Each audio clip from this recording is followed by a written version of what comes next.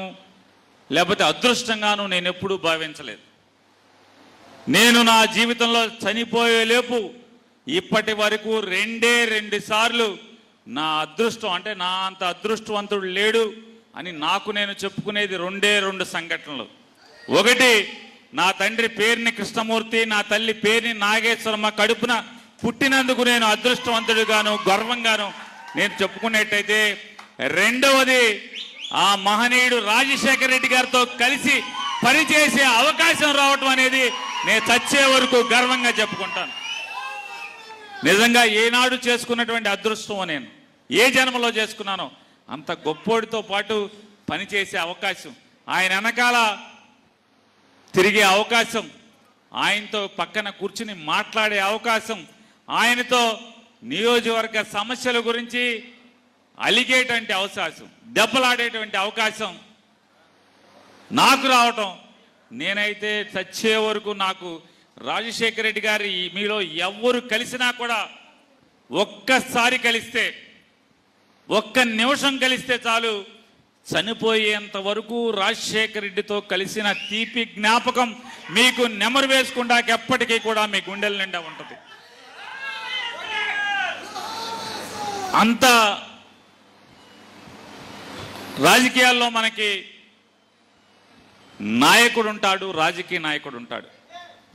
రాజకీయ నాయకుడు అనేవాడు 24 గంటలు ఎత్తుగడలు వేస్తూ వాణ్ణి వీణ్ణి విడదీస్తూ వాణ్ణి వీణ్ణి కలుపుకుంటూ అవసరం కోసం కలుపుకుంటూ అవసరం తీరిన తర్వాత వదిలేస్తూ రాజకీయాలే పరమావధిగా, అధికారం కుర్చీ మాత్రమే పరమావధిగా బతికేవాడు రాజకీయ నాయకుడు. ఎలా వెళ్ళినా, ఏ దొడ్డిదారిలో వెళ్ళినా, ఎన్ని పిల్లి మొగ్గలేసినా, ఎంత గడ్డి కరిచినా అంతిమంగా అధికార పీఠం మీద కూర్చోవాలనేటువంటి లక్ష్యంగా పనిచేసేవాడు రాజకీయ నాయకుడైతే, పదవి ఉన్నా లేకపోయినా పదవి కోసం కాకుండా అతనికి పదవి ఉంది లేదు, గెలిచాడు ఓడాడు అనేది లేకుండా తను నమ్ముకుని జనం తిరుగుతుంటే, ఎవరెనకాల తిరుగుతుంటే వాడే నాయకుడు. అటువంటి నాయకుడు బ్రతికున్నా లేకపోయినా రాజశేఖర రెడ్డి గారే మనకి నాయకుడు. రాజకీయ నాయకుడు అంటే ఈ చంద్రబాబు నాయుడు రాజకీయ నాయకుడు. ఇవాళ మరణించి ఎంతకాలమైంది? ఈ రోజుకి రాజశేఖర రెడ్డికి మరణం లేదు అనేది దానికోసమే. ఈ రోజుకి ఆయన మనందరి మధ్య జీవించున్నాడు, మనందరి గుండెల్లో జీవించి ఉన్నాడు. ఈ రాష్ట్రంలోని ప్రతి పేదవాడి గుండెల్లో కూడా జీవించి ఉన్నాడంటే రాజశేఖర రెడ్డి గారికి మరణం ఉందా? మరణం లేదు కదా. బతికితే ఎవడైనా రాజశేఖర రెడ్డి లాగా బతకాలి, మరణిస్తే రాజశేఖర రెడ్డి లాగా మరణించాలి తప్పితే ఇంకొక మరణం కావాలా అని అడుగుతున్నాను. రామారావు గారు కూడా గొప్పగా బతికాడు అనుకుంటాం, కానీ రామారావు గారికి వచ్చిన మరణం ఎవరికి రాకూడదు. కానీ రాజశేఖర రెడ్డి గారికి వచ్చిన మరణం మనందరికీ రావాలని కోరుకోవాలి. అంత గొప్ప మరణం. ఇవాళ దేవుడిగా మనందరి గుండెల్లో ఉన్నాడు. ఈ రోజుకి మనిషిగా, ఒక నాయకుడిగా మనందరి హృదయాల్లో రాజశేఖర రెడ్డి గారిని నాలాంటి చూసినవాడు, నాలాగా ఆయన చెయ్యి పట్టుకున్నవాడు, ఆయనతో పక్కన కూర్చుని మాట్లాడే అదృష్టం ఉన్నవాడైతే అనుకుంటే పర్లా.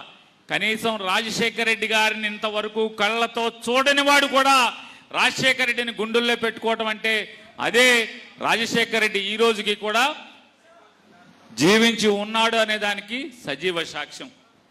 ఇవాళ అటువంటి మహనీయుడి యొక్క కొడుకు నాయకత్వంలో మనందరం పనిచేయటం, అతని జెండా మనందరం మోయటం నిజంగా గర్వపడతాను నేనందరూ కూడా.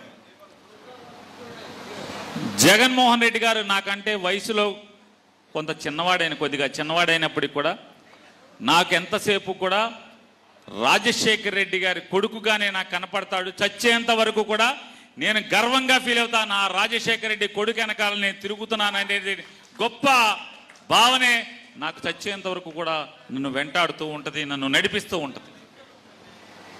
ఇవాళ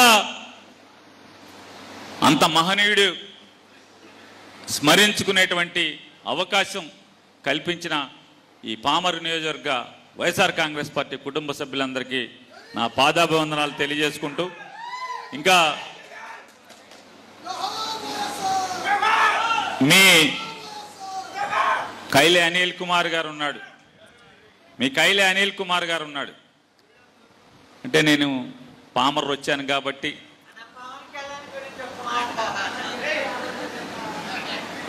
ఇప్పుడు నన్ను ఏమన్నా పేమెంట్ ఇచ్చి తీసుకొస్తే నీకేం కావాలంటే అది మాట్లాడతా, కానీ నేను వచ్చిన దానికోసం కాదు కదా. ఇప్పుడు పాట కచేరీకి డబ్బులు ఇచ్చి నన్ను తీసుకొచ్చారనుకోండి, మాకు ఈ పాట అని చెప్పి చీటీ పంపించి ఆ పాట పాడతారు, కానీ నేను అది కాదు కదా.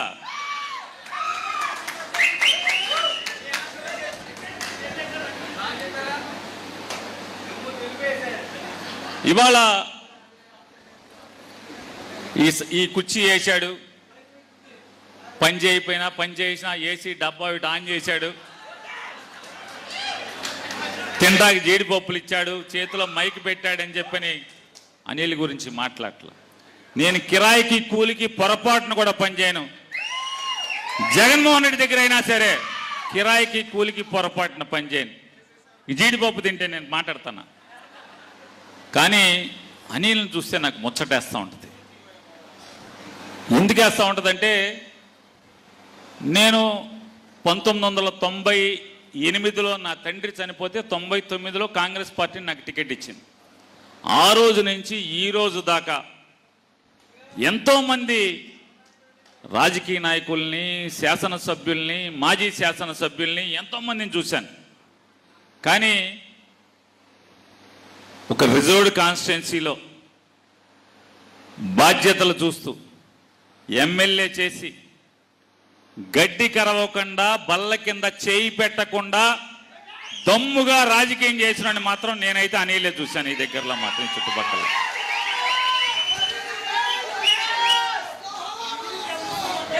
ఏ రోజు నియోజకవర్గం మొత్తం అంతా కూడా కృష్ణానది పారుతుంది. ప్రతి సంవత్సరం వేసవికాలం వస్తుంది, గుట్టల కొద్దీ ఇసుక ఉంటుంది అని చెప్పని ఏనాడు దాని ఇంకా కన్నెత్తి కూడా చూడనటువంటి వాడిని నేను చూసేది గర్వంగా చెప్పుకుంటా. కానీ వేల కోట్ల రూపాయల ఆస్తులు ఉన్నోళ్ళు కూడా ఆ ఇసుక భోంచేసి బతికారు తప్పితే, కానీ డబ్బులు లేకుండా ఒక సాధారణ ఉద్యోగస్తుడు కొడుకుగా రాజకీయాల్లోకి వచ్చినోడు మాత్రం ఈ అనిల్ మాత్రం ఏ రోజు గుప్పుడు ఇసుక అనేది నోట్లో వేసుకోలేదు. నేను చూస్తూ చెప్తున్నా, ఇవాళ చూస్తున్నాం మనం, మన పైన చూస్తున్నాం వీళ్ళ తాలూకా, ఇవాళ మీ తాలూకా అని చూస్తున్నాం, అక్కడి నుంచి మా తాలూకా కూడా వచ్చి ఇక్కడ చూస్తున్నాం. అదొక్కటే కాదు, కొడాలనాలి తాలూకా కూడా చూస్తున్నాం ఇక్కడికి వచ్చి.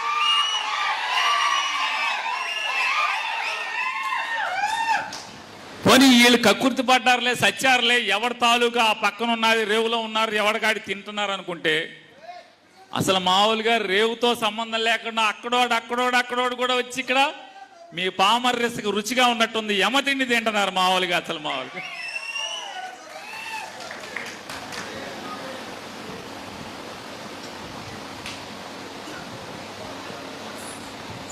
అనిల్ నేను చూసి ముచ్చట పడేది ఏంటంటే, చాలామందిని చూశాను, అపర కోటీశ్వరులను చూశాను, కానీ ఇతను ఏనాడైనా సరే తన అవసరాల కోసం, రాజకీయ ఖర్చుల కోసం పరాయి రాష్ట్రంలో వ్యాపారం చేసుకుని తెచ్చుకుంటాడు తప్పితే, ఏ రోజు ఆంధ్ర రాష్ట్రంలో ఒక్క రూపాయి సంపాదించడానికి కూడా నేనైతే అనిల్ని 2018లోనో 17లోనో వచ్చినట్టున్నాడు మీ దగ్గరికి. వాళ్ళ అమ్మగారు ఉంటే, అమ్మ నువ్వు ఆగమ్మ నేను వచ్చేస్తా అని చెప్పి వచ్చాడు. ఎప్పుడు?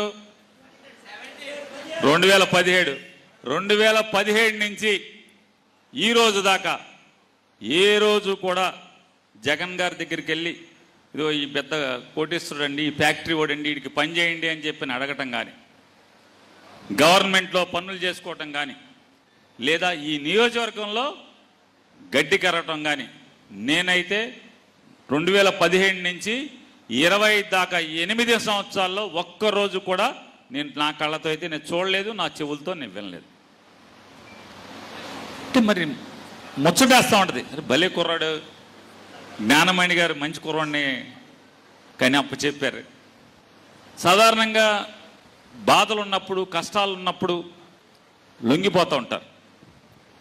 కానీ ఏ రోజు కూడా దేనికి కక్కుర్తి పడకుండా, లొంగకుండా, అగ్రవర్ణాలతో పోటీగా మాత్రం నిలబడి రాష్ట్రంలో కమ్మ ఎమ్మెల్యేలు, రెడ్డి ఎమ్మెల్యేలు వాళ్ళతో పోటీపడి మాత్రం ఈయన రాజుల ఎమ్మెల్యేలతో మాత్రం పోటీపడి దమ్ముగా రాజకీయం చేస్తున్నాడు అన్నిట్లో.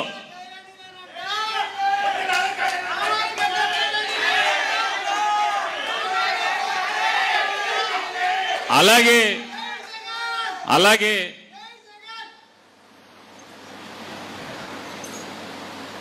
అతను కోపం వచ్చినా కూడా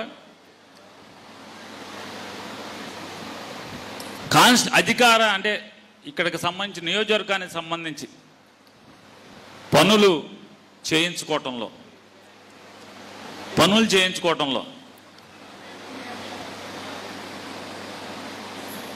అదేదో తమిళ సినిమా ఒకటి వచ్చింది. ముందు పిలక గిలక కొట్టుకుని మెల్లగా మాట్లాడుతూ ఉంటాడు. దాని పేరు, ఆ పాత్ర పేరు రామం ఏదో ఉంటుంది. మెల్లగా పంతులు గారు శుభ్రంగా మాట్లాడుతుంటాడు. ఆడి ఎంతసేపు చెప్పినా పని చేసేట్టుగా కనపట్టలేదు అనుకోండి, వెంటనే మామూలుగా పిలక గిలక ఊడిపోతే మామూలుగా జుట్టు ముందుకు ఎలాడుతూ ఉంటుంది. నేనంట బాగోదనిలు ఆఫీసర్లతో అట్ట నువ్వు అట్ట బాగోదు. నేను చాలాసార్లు జిల్లా కలెక్టర్లతో వాళ్ళతో కూడా ఇదే కాక పిల్లకేసుకు వెళ్తాడు, ఆ తేడాకు వస్తే మామూలుగా జుట్టు ముందుకు ఎలాడుతుంది. లేదు వాళ్ళు ఐఏఎస్ ఆఫీసర్లు అట్లా కాదు, దానికి వేరేగా డీల్ చేద్దాంలే, అట్లా కాదు. అంటే నియోజకవర్గంలో కార్యకర్తల పనుల కోసమో లేకపోతే గ్రామాల్లో అవసరాల కోసం ఎంత దాకా అన్నా ముందు బతిమాలతం మొదలెడతాడు. బతిమాలతం అవ్వలేకపోతే అంటే ఆ గొప్ప అంటే ఎలా అయినా ఇంగ్లీష్లో సామెత ఉంది కదా, బై హుక్ ఆర్ క్రూక్, ఎట్లా అయినా నేను నా పని, నా ఓళ్ల పని, నేను పట్టుకొచ్చిన పని, నా గ్రామానికి కావలసినటువంటి అవసరం చేసి తీరాలి అనేటువంటి ఖచ్చితమైనటువంటి అంటే ఒక డిటర్మినేషన్తో, ఒక సంకల్పంతో బయలుదేరి అన్ని చోట్ల ఇలాగే ఉంటాడు. ఇక్కడ బయలుదేరితే సీఎం ఆఫీసులో కూడా ఇట్లాగే ఉంటాడు. అంత బాగా పనిచేశాడు, గొప్పగా పనిచేశాడు. అలాగే ఇన్నాకడ ఆయన మాట్లాడుతూ ఒక మాట మాట్లాడాడు. నాని నాకేదో చెప్పాడని నేను చెప్పానని చెప్పాడు. అంటే ఓడిపోయినప్పుడు వైరాగ్యం వచ్చింది, నాకు విరక్తి వచ్చింది, నేను కూడా గొప్పగా పనిచేశాను కదా, ఇట్లా వచ్చింది అని చెప్పాను. అంటే యాజ్ ఇట్ ఈజ్ నేను చెప్తా ఆయన చెప్పిన దానికంటే కూడా. నేను కూడా 99లో ఓడిపోతే ఇప్పుడు కొల్లు రవీంద్ర వాళ్ళ మాంగారి మీద ఓడిపోయాను. ఆయన ఓడిపోతే నాకు కూడా వైరాగ్యం వచ్చి నేను అసలు ఏం పట్టించుకోకుండా నా దారి నేను తిరుగుతుంటే ఒకరోజు ఒక మోటార్ సైకిల్ వేసుకుని ఆయన గోపి గారు అని చెప్పని ఆర్యవైశ్యుడు వంటలు చేస్తాడు పెళ్ళిళ్ళలో. నాకు తెలియదు ఎక్కడి నుంచి, వాళ్ళ ఇంటి ముందు నుంచి నేను వస్తున్నాను. వాళ్ళ ఇల్లు కాంగ్రెస్ ఆఫీస్ ఎదురకుండా ఉండేది బందర్లో. ఎల్ఐసి దగ్గర నా స్కూటర్కి మోటార్ సైకిల్ అడ్డం పెట్టి ఆపాడు. నీతో మాట్లాడాలన్నాడు. ఏంటి మాట్లాడుతాను అంటే టీ తాగుతా మాడదాం అన్నాడు. నాయర్ బడ్డీ సెంటర్ అని ఎస్పీ ఇంటి ఎదురుకుండా హోటల్ ఉంటుంది. హోటల్లో టీ తాగుతా ఇద్దరం మాట్లాడుతుంటే, బాబాయ్ అటు చంద్రబాబు నాయుడు గారు ఏంటి బాబాయ్ ఆడు అంత డబ్బులు కరెంట్ రేట్లు పెంచేశాడు, డామ్ డిస్క్ అయ్యని మాట్లాడుతున్నాడు. సో బ్రహ్మాండంగా చేశాడు చంద్రబాబు నాయుడు, వీళ్ళ రోగం కుదిరిచ్చాడు, ఓట్లేశారు కదా మంచిగా చేశాడు అయ్యి అని చెప్పి. అదేంటి బాబా అట్ట కాదు, నువ్వు మాట్లాడాలి, నువ్వు ఉద్యమం చేయాలి, అది ఇది అన్నాడు. సార్లే నాకేం సంబంధం లేదు, జనానికి రోగం కుదిరింది, తెక్క కుదిరింది అని చెప్పి మాట్లాడుతున్నా. అంటే లాస్ట్లో ఒక మాట్లాడాడు, సరే బాబాయ్ చంద్రబాబు నాయుడు గారికి సైకిల్ ఓటేసిన వాడికి తెక్క కుదరాలి, కానీ మేము నిన్ను నమ్ముకుని 40,000 మంది నీకు ఓటేసాం కదా, మరి మా తరపున ఎవడ మాట్లాడతాడు, మాకెందుకు తెక్క కుదరాలి అన్నాడు. షాక్ నేను ముందు అసలు ఇంత మాట మాట్లాడాడని. అంటే చదువు లేదు, వంటలు చేస్తాడు, నన్ను ప్రశ్నించిన మాట, నీకు ఓటేసాం కదా మరి మా తరపున ఎవడ మాట్లాడతాడు అన్నాడు. సరే ఏదో డొల్లిచ్చి వెళ్ళిపోయాను. ఆ రాత్రి నాకు నిద్ర పట్టలేదు.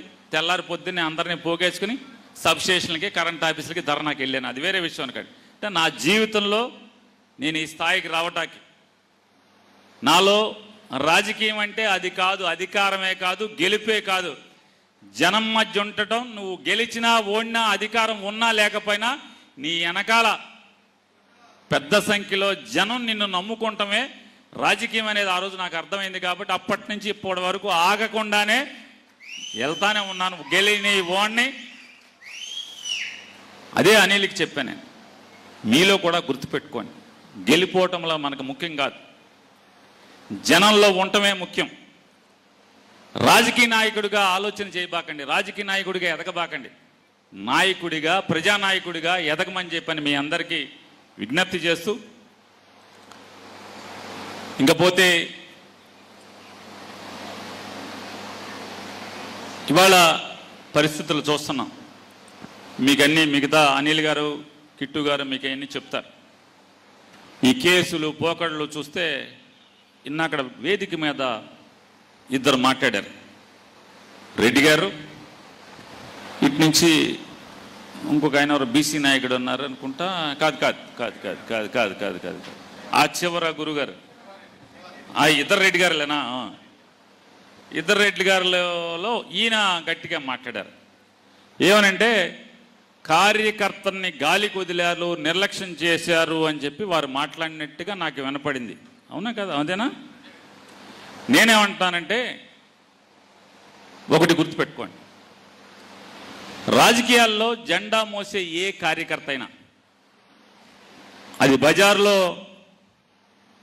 10 ఏళ్లకు సంబంధించి 50 ఏళ్లకు సంబంధించినటువంటి కార్యకర్త కానీ, లేదా పంచాయతీ వార్డు మెంబర్ కానీ, లేదా సర్పంచ్ కానీ, ఎంపీటీసీ మెంబర్ కానీ, ఎవరి స్థాయిలో వారు రాజకీయాల్లో ఇవాళ తెలుగుదేశం వాళ్ళలాగా మట్టి అమ్ముకుని, చెత్త అమ్ముకుని, అదమ్ముకుని, ఇదమ్ముకుని, సారా బ్రాండీ మీద డబ్బులు సంపాదించుకోవాలని ఎవడన్నా కోరుకుంటాడా? ఏం కోరుకుంటాం? పరపతి కోరుకుంటాం, మర్యాద కోరుకుంటాం, 10 మంది మన దగ్గరికి వచ్చి పని కావాలని కోరుకుంటాం. రాజకీయాల్లో ఎందుకు తిరుగుతాం? మన బజార్లో, మన గ్రామంలో, మన పంచాయతీలో, మన వార్డు పరిధిలో మన దగ్గరకు వచ్చి, అయ్యా నాకు ఈ పని చేసి పెట్టయ్యా, తమ్ముడు నాకు ఈ పని చేసి పెట్టు తమ్ముడు, కూర్చోవా కాసేపు, నీతో పాటు నాకు కూడా నేస్తే నేను కూడా మాట్లాడుతూ ఉండేవాడిని, బాగుండేది కదా.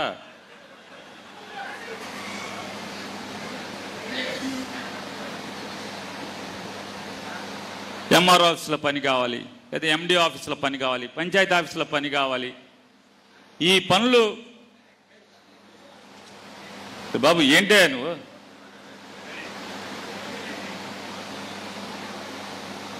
అంటే ఆ పని చేయటం ద్వారా రేపు వెళ్ళి పార్టీకి అవసరం వచ్చినప్పుడు ఏంట్రా టిమ్లాడుతున్నావు, మొన్న నీకే కదా పని చేయించాను, నీకు పోలీస్ స్టేషన్కి వెళ్తే మీ అబ్బాయిని ఇడిపించుకొచ్చాను, ఏంట్రా నువ్వు అట్ట మాట్లాడుతున్నావు, ఏంట్రా ఏం చేస్తున్నావు అని దబాయించే హక్కు, బలం కార్యకర్తలకు ఉండేది. కానీ జగన్మోహన్ రెడ్డి గారు ఎన్నికల ముందు ఏం ఆలోచన చేసుకున్నాడంటే, నేనిచ్చే ప్రతి పథకం, గవర్నమెంట్లోకి వస్తే నేను ఇచ్చే ప్రతి పథకం రాగద్వేషాలకు అతీతంగా ప్రతి ఒక్కడికి వెళ్ళిపోవాలి. వెళ్ళాలంటే రాజకీయ కార్యకర్తల ద్వారా వెళ్తే అది చేరదు. ఎందుకని? నేనే ఒక కార్యకర్తని, మీ ఊర్లోని మీ నియోజకవర్గంలో ఒక పంచాయతీలో ఒక కార్యకర్తని, నన్ను ఎవడో రోజు సాయంత్రం పూట తెలుగుదేశం వాడు ఎవడో నన్ను తిడతా ఉంటాడు, జగన్ని తిడతా ఉంటాడు, కైలే అనిల్ని తిడతా ఉంటాడు, గవర్నమెంట్ పథకాలు ఇవ్వని వచ్చింది, నేనేం చేస్తాను? ఫస్ట్ ఆడి ఇంటికి కత్తిరేసేస్తాను. ఊరుకుంటానా? చెప్పండి ఎవరైనా. నేను మనిషినే కదా, మన చేతికి ఇచ్చేదని చేస్తాం. వీడు తాగి జగన్ తిడుతున్నాడు, అనిల్ని తిడుతున్నాడు, నన్ను తిడుతున్నాడు, ఏంట్రా వీడికి ఇచ్చేది పక్కన పెట్టండి అంటాడు, పక్కన పెట్టండి అంటాం, అంతే కదా. జగన్ భయపడింది కూడా దానికోసమే. అందుకోసమే మిమ్మల్నే మీ ఇళ్లలోని, మీ కుటుంబాల్లోని మనిషినే సచివాలయం ఎంప్లాయీ కింద మీరు వాలంటరీ కింద ఇవ్వండి అని చెప్పాడు. మీరు సూచించిన వాళ్ళే వాలంటరీగా ఇచ్చి రూల్ పెట్టి రాగద్వేషాలకు అతీతంగా, రాజకీయాలకు అతీతంగా, పార్టీలకు అతీతంగా మనమే ఓటు అడిగాం. జగన్ కూడా అదే చేశాడు. కాకపోతే ఎన్నికల దగ్గరకు వచ్చేప్పటికి మనకేంటంటే, అరే మనం గవర్నమెంట్ వచ్చింది, పోట్లాడాము, గవర్నమెంట్ తెచ్చుకున్నాము, ఇదంతా కూడా వాలంటీర్ల చేతిలోకి వెళ్ళిపోయింది. పరపతి ఎవడకాడు వాలంటీర్ పేరు చెబుతున్నారు తప్పితే మన పేరు ఎవడు చెప్పట్లేదు. మనకి ఓటర్ మీద గ్రిప్పు దొరకలేదు అని చెప్పినటువంటి బాధ తప్పితే ఎవడు గాలికి వదిలాడు? ఎవరు గాలికి వదల్లా. జగనేం గాలికి వదల్లా. తను ఒక ఆలోచన అనుకున్నాడు, ఒక పందా అనుకున్నాడు, అది ఫెయిల్ అయింది. అంటే రాజకీయ నాయకుల ద్వారానే పథకాలు వెళ్తే మనోళ్ళకి పట్టుంటది అనే దానికి భిన్నంగా మనం రాగద్వేషాలకు అతీతంగా ఏ పార్టీ ఓడైనా రూల్ ప్రకారం పంపాలి అనుకున్నాడు. కాబట్టి అది మనకు తప్పైంది తప్పితే గాలికి ఏం వదలలేదు. కాకపోతే మనకు బాధ ఏంటంటే, నేను పోటాడి గవర్నమెంట్ని గెలిపించుకున్నాను, చివరికి అధికారం నా చేతిలో లేకుండా అయిపోయింది అనేటువంటి బాధ తప్పితే జగన్ మన్నేం అన్యాయం చేశాడు? ఎవరినేం అన్యాయం చేయలేదు. మీ అందరి భావన అర్థం చేసుకున్నాడు కాబట్టి వాళ్ళు ఏమంటున్నాడు, లేదు అల్టిమేట్గా 2.0 మన గవర్నమెంట్, రేపు గవర్నమెంట్ వస్తే మీకే ప్రధాన ఆగా మీరు కూడా చెడిపోయి చివరికి ఆ లోకేష్ గారిలాగా మీరు కూడా చెడిపోయి ఆడు ఎర్ర బుక్ అంటాడు, నువ్వు రప్ప అంటావు. ప్రజల దగ్గరికి వెళ్ళేది, అధికారం కోరుకునేది రప్ప కోసమా? అరే చీకట్లా కన్ను కొడితే అయిపోవాలరా, నోరు తెలిసి రప్ప ఎన్నిసార్లు అంటావు? సిగ్గు శరం ఉండాలి మనకి. ఎన్నిసార్లు అంటారు? అది ఇక అదే పని. చీకట్లో చేయాల్సిన పనులు కూడా పట్టపగలు అసహ్యంగా ఏంటిది? ఇక అదే దానికా నీ రాజకీయం? దానికోసమా? ఆపే పెద్ద నరికేవాడిని చూసాం, చాలా నరికావు నువ్వు. ఇప్పుడు దాకా ఇప్పుడు వేసావు ఏమన్నా? నేను చెప్పేది ఏంటంటే, అల్టిమేట్గా అంతిమంగా ఏ రాజకీయ నాయకుడైనా, రాజకీయ పార్టీ అయినా రావాల్సింది, ప్రజల మన్ననలు పొందాల్సింది, ప్రజలకి గొప్ప ఎత్తున మేలు చేసి, ఈ రాష్ట్రానికి పెద్ద ఎత్తున సేవ చేసి, తద్వారా వాళ్ళ మన్ననలను గెలవాలి తప్పితే రప్ప మెయిన్ కాదు. రప్పని చీకట్లో జరిగిపోవాలి, ముళ్ళుని ముళ్ళుతో తీయడం జరగాలి. అది జనాలకు అనవసరం. నువ్వేం చేస్తున్నావు? రోజు ఇది ఏలం వేరి కింద ఇదొకటి మాట్లాడుతున్నారు. అట్టా కాదు, ఎన్ని చేస్తే నిజంగానే మన గవర్నమెంట్ వచ్చాక వేసేయండి రండి. ఎవడు వేసేది? సర్లే నువ్వు ఆగయ్యా, నాకు 25 ఏళ్ళ అనుభవం ఉంది, నీకెంత ఉందండి? చాలా మంది తెలుసు మాకు, సొల్లు కబుర్లకి చాలా ఉంటుంది. ఇవన్నీ నేనేదేంటంటే, ప్రజలకి ఏం కావాలో అది మాట్లాడుకోవాలి ఒక రాజకీయ పార్టీగా. అనుకున్నావులే, శత్రువుకి ఏం చెప్పాలో అది ఎక్కడ చెప్పాలో అక్కడ చెప్పాలి. రోజు అదే పని ఏంటి మనకి? మారండి కార్యకర్తలు, రోజు అదే పని కాదు కదా. అది కాదు కదా మన లక్ష్యం. ప్రజల మనసులు గెలవాలి. చెప్పేవాడు ఎవడో చేయడు. కరిసే కుక్క మొరగదు, మురిగే కుక్క కరవదు. అది తెలుసుకోండి కొంచెం. కరిసే కుక్క సైలెంట్కి వచ్చి లటక్కన కలుస్తుంది. నీకు చేతనైతే రేపు గవర్నమెంట్ వచ్చిన తర్వాత ఎవడెవడు తప్పుడు వేషాలు వేసాడో ఆయన కరిసేయి. దానికి చెప్పాలి, ఎవడికన్నా చెప్పాలంట. రెండో గండి చెప్పాల్సిన పని లేదు, జరిగిపోవాలి. తర్వాత మీరందరూ కలిసి పలకరించాలి, ఎట్లా జరిగింది, ఏం జరిగింది, ఎవరు చేశాడని వెళ్ళండి. అంతేగాని ఇది సమాజం ఒప్పుకోదు, ప్రజలు మన్నించరు మనల్ని. అలా సరదాగా ఒక్కసారి ఆయన ఏదో మాట్లాడాడు, అయిపోయింది జగన్ గారు. అంతేగాని మనం అదే లోకేష్ లాగా ఎర్ర బుక్ అంటే చెప్తున్నా, ఈ ఎర్ర బుక్కే చంద్రబాబు నాయుడు, లోకేష్, పవన్ కళ్యాణ్ మెడకు ఉరితాడైపోతే ప్రజలు నేను అడగండి రేపొద్దున. ఈ ఎర్ర బుక్తోనే ఊరేస్తారు. ప్రజలకు కావాల్సింది ఎర్ర బుక్కు లేకపోతే రప్ప కాదు. ప్రజలకి, రాష్ట్రానికి మంచి చేసేవాడు కావాలి. జగన్ కన్నా మంచి చేసేవాడు ప్రస్తుతం ఈ రాష్ట్రంలో ఎవడో లేడు. ఒక రాజశేఖర రెడ్డి మాత్రమే ఉన్నాడు జగన్ కన్నా ఎక్కువ చేసేవాడు. అది గమనించుకోండి.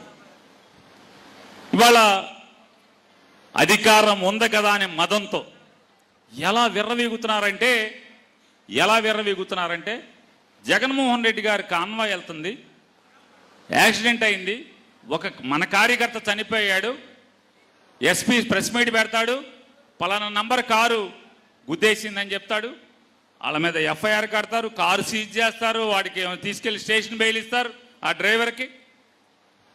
3 రోజుల తర్వాత ఆ సబ్ ఇన్స్పెక్టర్ గారు సోషల్ మీడియాలో ఎవడో తెలుగుదేశం వాడు పోస్ట్ చేశా అంట, పేకమేంచి ఎక్కిందని చెప్పని అది డౌన్లోడ్ చేసి జగన్మోహన్ రెడ్డి గారు ఫ్లెక్సీలు కట్టేవాడు అక్కడ నుంచున్నాడంట, ఫ్లెక్స్ కట్టి ఆడితో స్టేట్మెంట్ తీసుకుంటాడు. జగన్ గారి మీద కారు డ్రైవర్ మీద కాదు, లోపల కూర్చున్న జగన్ గారు వెనకాల కూర్చున్న సుబ్బారెడ్డి గారు పక్కన కూర్చున్న పేరిన్ నాని పక్కన కూర్చున్నటువంటి విడుదల రజని, మా ముగ్గురు వెనకాల కూర్చున్న కేఎన్ఆర్, మేమందరం ముద్దాయి లోపల కూర్చునంట డ్రైవర్ని రే ఎక్కిచ్చేయి తొక్కేయి చంపేయండి అని చెప్పి జగన్ గారు మేమందరం చెప్పామంట. ఆ సెక్షన్లో అర్థం అది. ఇలా మీరు తప్పుడు కేసులు అలవాటు చేస్తే పామరులో మీ పుట్టినరోజు ఏంటి, పేకల దాకా నాణ్యమైన మందు మీరు తాగటం ఏంటి, మీరు తన్నటం ఏంటి, మీ పార్టీ జెండా మోసే వాళ్ళని మీరు తన్నటం ఏంటి, తన్నులు తిన్నోడు ఫేస్బుక్లో ఆడి పెడతాం ఏంటి, దాన్ని లైక్ కొట్టినందుకు మావోడి మీద కేసు ఏంటి, సిగ్గు శరం ఏమైనా ఉందా అని అడుగుతున్నాను. ఇన్నాకడ ఈయన చెప్తున్నాడు, ఎవరో పోలీసు ఆయన అప్పుడు చేశాను ఇప్పుడు చేశానని చెప్పాను. ఆ కేసులు దాని గురించి కూడా చెప్తాను. ఇదే సంస్కృతి, ఇట్లాంటి తప్పుడు కేసుల సంస్కృతే మీరు ఈ సమాజానికి, ఈ లోకానికి, ఈ రాష్ట్రానికి సాంప్రదాయంగా అలవాటు చేసి వెళ్తే, నేను ఒకసారి చంద్రబాబు నాయుడిని, ఈ రాష్ట్ర డీజీపీ గారిని ఇద్దరిని ప్రశ్నిస్తున్నా, ఇటువంటి తప్పుడు పనులు, తప్పుడు కేసులు, తప్పుడు సాంప్రదాయాన్ని ఈ రాష్ట్రానికి మీరు అలవాటు చేస్తే, ఆనవాయితీగా ఇచ్చెళ్తే 2015-16లోనో రాజమండ్రిలో కృష్ణా పుష్కరాల్లో మీరు, మీ శ్రీమతి గారు, మీ అబ్బాయి, మీ వందిమాగదులు అందరూ కలిసి గోదావరిలో బుడుంగని ముక్కు మూసుకుని 3 సార్లు మునిగింది. సినిమా తీయటానికి బోయేపాటిని తెచ్చుకుని సినిమా తీయటం వల్ల ఒక్కసారిగా మీరు గేట్లు వదలటం వల్ల 30 మంది ప్రాణాలు కోల్పోతే, వాళ్ళ కుటుంబాలు రోడ్డున పడితే, రేపు మళ్ళీ జగన్ గారు వచ్చిన తర్వాత ఆ 30 మంది కుటుంబాల్లో ఇంట్లో వాళ్ళ కూతుళ్ళో, కొడుకులో, తమ్ముళ్ళో, చెల్లిలో, భార్యలో వచ్చి జగన్ గారికి కేసిస్తే, రేపు చంద్రబాబు నువ్వు 302 కింద 30 మందిని చంపావని ముద్దాయి అవుతావా అని అడుగుతున్నాను. చంద్రబాబు వెనకాల ములుగుతుంటే సబ్బందిచ్చిన లోకేష్ ముద్దాయి అవుతాడా అవడా? నిమ్మకాయల చినరాజప్ప వెనక కూర్చుని ఆయన కూడా ములగటాకి ప్రాక్టీస్ సిద్ధం. చంద్రబాబు ఎట్టా ములుగుతున్నాడో తర్వాత నేను ఎట్టా ములగాలని చూస్తున్నా. నిమ్మకాయల చినరాజప్ప కూడా ముద్దాయి అవుతాడా అవడా?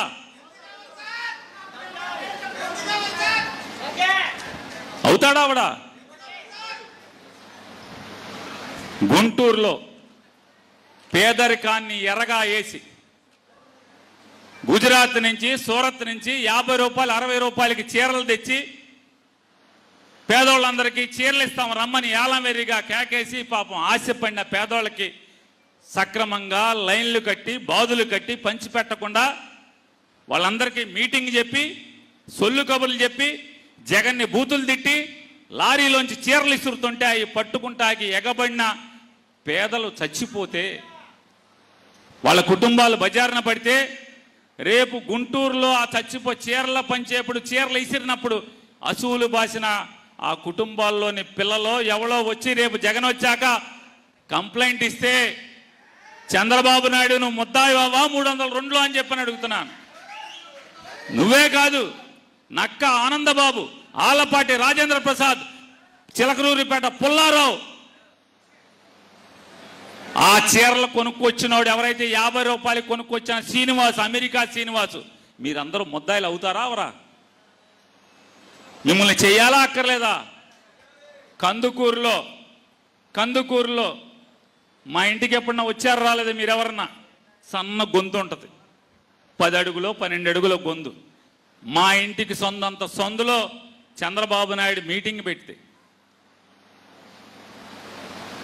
ఇంటూరు శ్రీనివాసరావు అని చెప్పి అక్కడ నుంచున్నటువంటి క్యాండిడేట్, ఓట్లు అడుక్కునేటువంటి క్యాండిడేట్ ఆటోల్లో కారుల్లో తెచ్చి జనాల్ని కుమ్మరిస్తే ఆ సందులో ఇరుకు గొంతులో తొక్కిసలాటలో చచ్చిపోతే అసూలు బాసిన వాళ్ళ అవతాగ్ని తెలుగుదేశం కార్యకర్తలు అవ్వచ్చు, లేకపోతే డబ్బులు ఇచ్చి వచ్చి తీసుకుని వచ్చిన అమాయక జనం అవ్వచ్చు, ఆ రోజు కూలి కోసం వచ్చిన వాళ్ళు అవ్వచ్చు. వాళ్ళ కుటుంబాల బజారున పడితే రేపు మళ్ళీ 29లో జగన్ గారు వచ్చిన తర్వాత వాళ్ళ ఇంట్లో పిల్లలో లేకపోతే ఎవరో వచ్చి కేసిస్తే చంద్రబాబు నాయుడు ముద్దాయి అవడా, డోలా బాల వీరాంజనేయుల ముద్దాయి అవడా, గొట్టిపాటి రవికుమార్ ముద్దాయి అవడా, లేదా జనాన్ని తెచ్చి కుమ్మరించిన ఇంటూరు సీను అవుతాడా అవడా ముద్దాయిలు అడుగుతున్నా. కాబట్టి ఒళ్ళు జాగ్రత్త పెట్టుకోండి. ఇవాళ ఇల్లెలకగానే పండగ కాదు, ఇవాళ తప్పుడు కేసులు పెట్టంగానే పండగ కాదు. ఎవరికైనా మీ పామర్ ఎమ్మెల్యే కూడా అదే హెచ్చరిక చేస్తున్నాం. ఇవాళ తప్పుడు కేసులు కట్టంగానే ఇల్లెలకగానే పండగ కాదు. రేపు కైలా అనిల్ మాట కూడా ఇడెవ్వరు. మీరు అట్టు పెడితే అట్టుకి 10 అట్లు ఇచ్చినమ్మ వాయనం, పుచ్చుకున్నానమ్మ వాయనం అనే స్థితిలో మీకు అప్పచెప్పకపోతే చూసుకోండి. మీరందరూ కూడా ఈ సమాజానికి మంచి చెల్లండి, చెడిస్తే చెడే వస్తుంది. గాంధీ గారు రోజులు కాదు, చెంపదెబ్బ కొడితే రెండో చెంప చూపిస్తాకి.